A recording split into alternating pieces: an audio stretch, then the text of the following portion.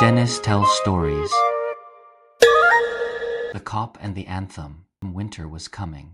I could feel it in the sharp bite of the wind, see it in the way the trees in Madison Square Park had shed their leaves. I sat on my usual bench, pulling my ragged coat tighter around me. The time had come I needed a place to stay for the winter, and what better place than Blackwell's Island? 3 months of warmth, food, and a bed.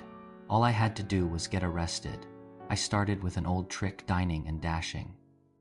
I strolled into a well-lit, upscale restaurant, trying to look like I belonged. But before I could even step inside, a doorman blocked my way. He took one look at my tattered clothes and shook his head.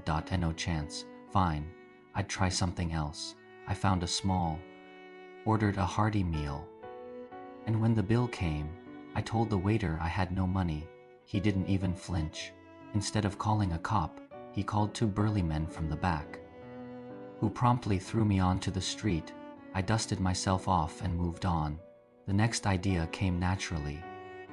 I spotted a shop window, picked up a hefty rock, and sent it crashing through the glass. The shattering sound should have been my ticket to jail. I stood there, waiting for my arrest. A policeman rushed over, but to my dismay, he barely glanced at me before running after a young man who happened to be walking fast. Strike 3.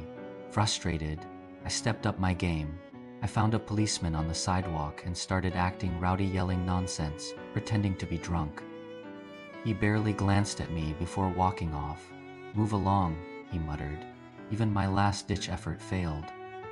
I approached a woman and spoke to her in a way that should have made any decent lady scream for help, but instead, she smiled and struck up a conversation. She was not the type to call for an officer. It was hopeless. I couldn't even get arrested when I wanted to. Feeling defeated, I wandered aimlessly until I heard something music, soft and solemn, coming from a nearby church. Something inside me stirred. I stepped closer, watching as people entered, their faces calm, their hands clasped in prayer. A strange feeling settled over me. Maybe I didn't have to live this way.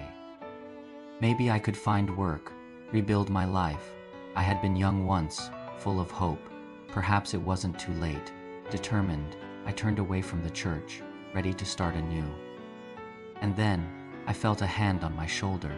"Hey you," a policeman said. "What are you doing hanging around here?" I tried to explain, but he wasn't listening. "Come on," he said, pulling me along. The next morning, I stood before a judge. 3 months, he declared. Blackwell's Island, just like I had wanted. But now, it felt like a punishment.